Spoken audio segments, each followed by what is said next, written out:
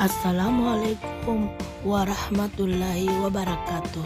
Saya Milda Firman SPDSD, calon guru penggerak Angkatan 6 Kota Palopo, akan membuat aksi nyata tentang penerapan budaya positif modul 1.4.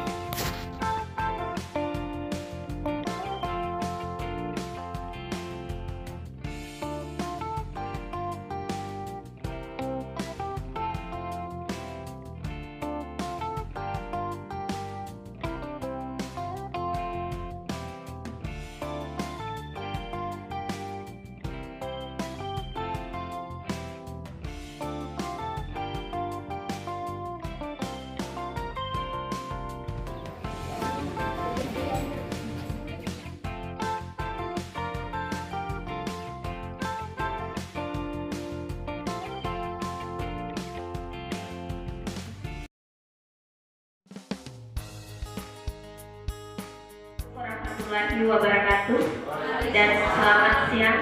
Yang saya hormati Ibu Kepala Sekolah dan para rekan guru yang hadir pada hari ini.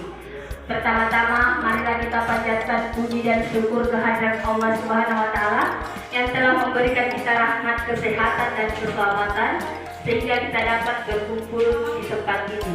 Tak lupa pula salawat dan salam kita berikan kepada Nabi besar Muhammad SAW yang telah membawa kita dari zaman jahiliyah. Apakah Anda setuju hukuman dapat mendisiplinkan anak?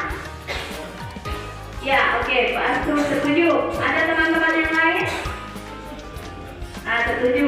Oke, setuju bahwa hukuman dapat mendisiplinkan anak. Jadi garis bawahnya hukuman. Kemudian yang kedua, pemberian hukuman dengan hal positif seperti membaca atau membersihkan hal. Oke, saya lanjutkan materi dari topik 2, yaitu teori motivasi, hukuman, penghargaan, dan restitusi. Ini saling berhubungan erat dari apa yang tadi dibicarakan oleh Ibu Asmawati, di mana dalam teori motivasi perilaku manusia itu ada 3 motivasi dalam diri seorang pendidik. Yang pertama itu adalah motivasi eksternal. Motivasi eksternal ini adalah suatu motivasi untuk menghindari ketidaknyamanan. Ketidaknyamanan di sini adalah hukuman. Jadi dulu kita mengatakan bahwa hukuman itu dikatakan bahwa dia itu mendidik, tetapi di dalam pendidikan guru penggerak ini hukuman dan penghargaan itu tidak lagi dikenal untuk mendidik. Nah, di sini kita akan membahas bagaimana hukuman itu bisa dikatakan negatif dan bagaimana penghargaan itu bisa berdampak negatif pada diri anak didik. Nah, nanti restitusi di akhirnya akan saya jelaskan. Mengangkat sebuah materi, yaitu keyakinan kelas. Ada 2 materi yang akan saya bahas, yaitu yang pertama adalah keyakinan kelas dengan kebutuhan dasar manusia. Yang pertama ada keyakinan kelas. Sebelumnya saya ingin bertanya kepada bapak-bapak dan ibu-ibu sekalian bahwa keyakinan kelas itu apakah bapak dan ibu semua sudah membuat sebuah keyakinan atau sebuah peraturan kesepakatan kelas yang telah bapak ibu lakukan bersama anak-anak murid, bapak ibu sekalian? 5 posisi. Yang pertama penghukum, kemudian pembuat rasa bersalah, posisi teman, posisi pemantau, dan posisi mengajar.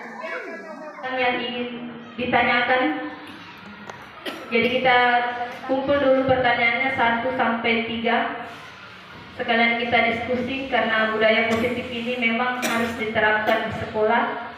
Kalau proses berubah langsung berubah tidak mungkin. Kita akan prosesnya dari belajar, dari tidak tahu menjadi tahu.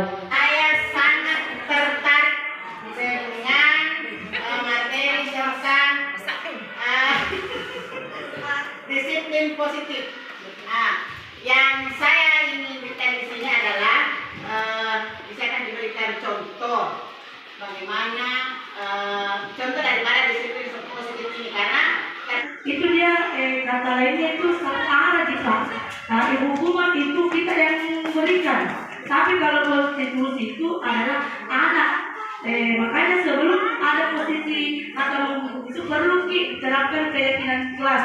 Nah, seperti kami Nah, itu tidak melalui. Itu kalau kita bahasa kasarnya. Kepada ibu-ibu, berikan saya contoh penerapan kepada siswa.